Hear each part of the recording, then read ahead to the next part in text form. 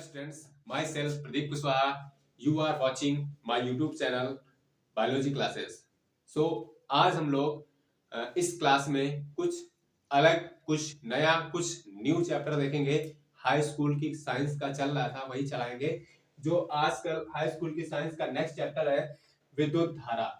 पहले हम लोग पिछली क्लास में दूसरे चैप्टर के, बहुत सारे चैप्टर के, 3-4 चैप्टर के हम लोग ऑलरेडी देख चुके हैं। कुछ चैप्टर्स जो बचे हैं धीरे धीरे हम आपको सब बता देंगे। सो आज का जो न्यू चैप्टर है उसका नाम है विद्युत धारा, जिसको इंग्लिश में बोलते हैं इलेक्ट्रिक करंट। विद्युत धारा का हमारे जीवन में बहुत महत्व है, इलेक्ट्रिक करंट का जीवन में बहुत महत्व है, आपको पता है। तो देखते हैं इलेक्ट्रिक करंट। इलेक्ट्रिक के बिना तो आजकल कुछ भी संभव नहीं है, ठीक है। तो देखते हैं इलेक्ट्रिक करंट क्या होता है। इलेक्ट्रिक करंट चैप्टर से कुछ इंपॉर्टेंट क्वेश्चन आ रहे हैं, वो हम लोग आज डिस्कस कर लेते हैं। जैसे कि फर्स्ट क्वेश्चन जो इस चैप्टर का है, मोस्ट इंपॉर्टेंट क्वेश्चन है और ये लॉन्ग में आता है, ठीक है। मोस्ट इंपॉर्टेंट क्वेश्चन इस चैप्टर का जो क्वेश्चन है वो है ओम का नियम क्या है और ओम के नियम का सत्यापन कीजिए। फर्स्ट ऑफ ऑल पहला क्वेश्चन, पहला ही मोस्ट इंपॉर्टेंट, जिसका नाम है ओम का नियम क्या है और ओम के नियम का सत्यापन कीजिए। तो ओम का नियम आपको पता है क्या होता है। ओम का नियम होता है आई बराबर वी बटे आर, ये होता है ओम का नियम, ठीक है। ओम का नियम क्या होता है, आई बराबर वी बटे आर, या वी डायरेक्टली प्रोपोर्शनल आई, वो आपको पता है सब कुछ। तो हमने डायरेक्टली फार्मूला लिख लिया, आई बराबर वी बटे आर। वी होता है विभवांतर और आर होती है यहाँ पे प्रतिरोध, और आई क्या है यहाँ पे धारा है, जिसको हम लोग विद्युत धारा बोलते हैं। तो डिफिनेशन क्या बोलेंगे ओम के नियम की, कि ओम का नियम किन्हीं, क्या बोलोगे, यदि किसी चालक की भौतिक अवस्थाएं ताप, दाब, लंबाई, क्षेत्रफल ना बदली जाए और उसमें उत्पन्न विभवांतर, उसमें बहने वाली धारा का अनुपात एक नियतांक होता है, इसे ही क्या बोलते हैं, ओम का नियम बोलते हैं। आपको आता होगा, बहुत अच्छे से आता होगा। बस आप यहाँ पे अपना क्वेश्चन देखेंगे और अपने माइंड में इसको रिव्यू करेंगे और ये सारे के सारे क्वेश्चन आप तैयार कर लेंगे बहुत अच्छे से। ओम के नियम का सत्यापन आप करके देखिएगा, हमने कराया है। तो ओम के नियम देखो, ओम के नियम केवल धात्विक चालकों के लिए सत्य होते हैं, अधात्विक चालकों के लिए सत्य नहीं होते। और एक बात, यदि ओम का नियम कैसे प्रूव करेंगे, एक ग्राफ खींचा जाता है, विद्युत धारा आई और विभवांतर वी, वी के बीच, आई और वी के बीच खींचा गया ग्राफ यदि सरल रेखा प्राप्त होता है तो वो ओम का नियम होगा, ओम के नियम का पालन करेगा। अगर ऐसा नहीं होता है तो वो ओम के नियम का पालन नहीं करेगा, फर्स्ट कंडीशन।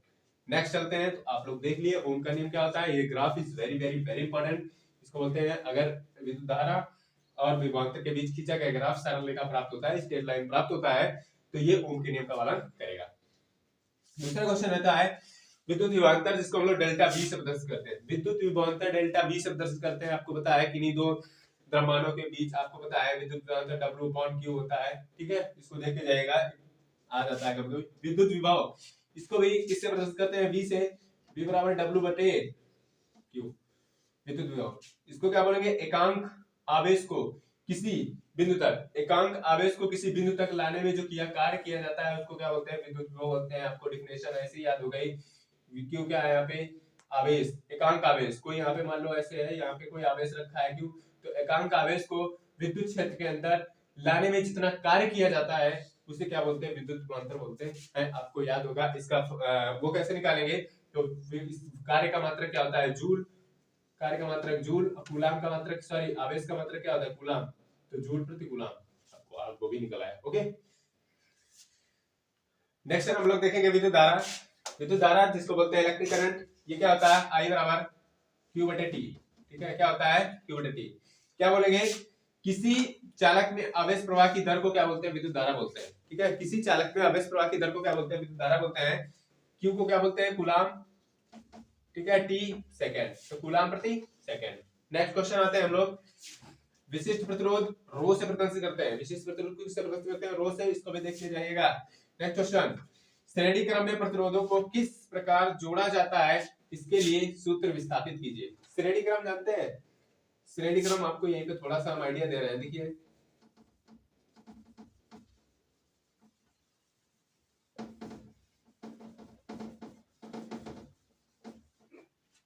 ठीक है, श्रेणी क्रम में प्रतिरोधों को किस प्रकार जोड़ा जाता है, इसके लिए इसका सूत्र। तो श्रेणी क्रम अगर प्रतिरोध ऐसे जुड़े हुए डायरेक्टली, ठीक है, इस तरीके से जुड़े हुए हैं, जैसे कि R1 है, R2 है, R3 है, तो ये प्रतिरोध कैसे होंगे, इनको कैसे जोड़ेंगे, R equal to R1 plus R2 plus R3, इसको हम लोग ऐसे जोड़ेंगे, यही सूत्र स्थापित करना होता है, ठीक है, श्रेणी क्रम का। ओके, ठीक है, तो आपका ये पहला क्वेश्चन फिनिश हो चुका है। R बराबर R1 plus R2 plus R3, इस तरीके से श्रेणी क्रम नाम ले तो सीधे सीधे जोड़ देना है, कोई टेंशन कोई कुछ भी लेने की जरूरत नहीं है। नेक्स्ट क्वेश्चन अगर समांतर क्रम में आता है, समांतर क्रम में प्रतिरोधों को किस प्रकार जोड़ा जाता है, इसके लिए सूत्र स्थापित कीजिए। तो नेक्स्ट क्वेश्चन देखेंगे समांतर क्रम। समांतर क्रम में प्रतिरोधों को किस प्रकार जोड़ा जाता है, इसके लिए सूत्र स्थापित कीजिए। तो समांतर क्रम अगर इस तरीके से आपको दिख जाएगा, इस तरीके से, तो ये समझ लीजिएगा क्या है समांतर क्रम। ये मान लो A पॉइंट है, ये B, इसके बीच में प्रतिरोध आपको ज्ञात करना होता है, तो इसको मान लो R1, इसको मान लो R2, और इसके भी निकालना है। तो आप कैसे जोड़ोगे, तो 1/R equal to 1/R1 plus 1/R2। Okay, अगर 3 है तो 1/R3 भी हो जाएगा। इस तरीके से आप निकालेंगे। तो इसका फार्मूला क्या आता है, 1/R dash is equal to 1/R1 plus 1/R2 plus 1/R3। ये समांतर क्रम में, समांतर क्रम में जब आएगा, समांतर का मतलब होता है पुल बनाना, पुल बनाना का मतलब 1 करके जोड़ना है। ओके, अब श्रेणी का मतलब होता है आप सीधे सीधे जोड़ दें, श्रेणी मतलब सीरियल वाइज।